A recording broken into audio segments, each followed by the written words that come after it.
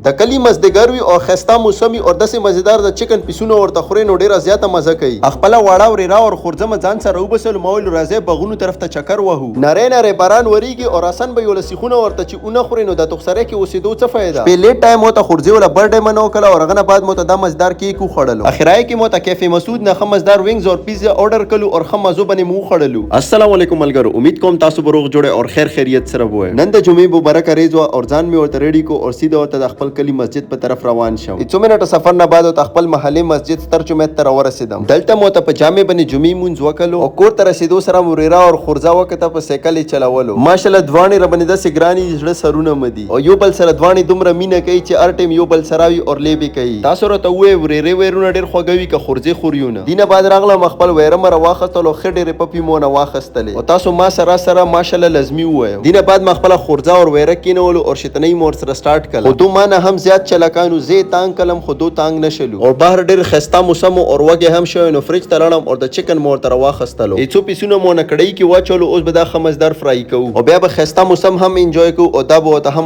مزو سره خورو او چکن پیسونه تیرېدونه بعد مو ته چای هم پخې کی او خپل بډۍ ته تر وتم او خمزو کې بوته اوس دا خورم. خپل کلی داسې خسته موسمي او د مزدار خوراک ورته کای نو ډېر زیاته مزه کوي. دینه بعد مو ته خمزدار چکن پیس را واخطر او یو ځنګلي غونې بایټ مو نه وکړو او زه خورم او تاسو ماته ګوره نو ماته ډېر زیات بد لګي. خو به تاسو د سیو کې چې تاسو هم ځان ته خمزدار فرای کې او د مزدار موسم کې تاسو هم اوخره او اخرای کې مور پسې چای وچلې نو نور هم زیاته مزه وکړه. دینه بعد د خسته هواګانې چلیدلې او خسته موسم نو ډېر زیات مزه یې کوله. وړې ورېره او خورځيره تکو چاچو مامو مو چکر ته وبسا نو بس ما هم ته چبي کې گاډه تاو کو او گاډه مور ته بند کلو او ماشاءالله خپل ورېره او خورځم ځان سره کینول او کلی بغونو په طرف مخبل سفر سٹارټ کو. 2 منټه سفر نه بعد مو بغونو سایډ ته ورسېدلو. دلته رسیدو سره مو ته گاډي نه دوانې رکوزي کله او گاډي ډیګي باندې مو ته کینولې. ماشاءالله تاسو کتل شئ څومره زیات خوشحالي دي او مستی کوي او تاسو هم خپل ماشومان تصویرونه په کمنټ کې لازمي سند کړئ. او دې ټایم کې د خسته د غنمو فصل ولاړ دي او تخسره کلی نظرې نورې هم زیات خولي شوې دي.